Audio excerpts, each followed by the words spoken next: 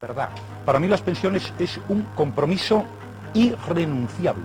Mire, yo le voy a meter la tijera a todo, salvo a las pensiones públicas. Nosotros no vamos a reducir el gasto social. Vamos a subir las pensiones. Cuando Mariano Rajoy sea presidente del Gobierno de España, volveremos a subir las pensiones. Con los datos que yo manejo, no tengo intención de bajar las pensiones el año que viene.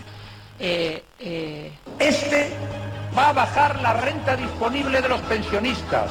Se suspende la actualización que exige la ley para este ejercicio.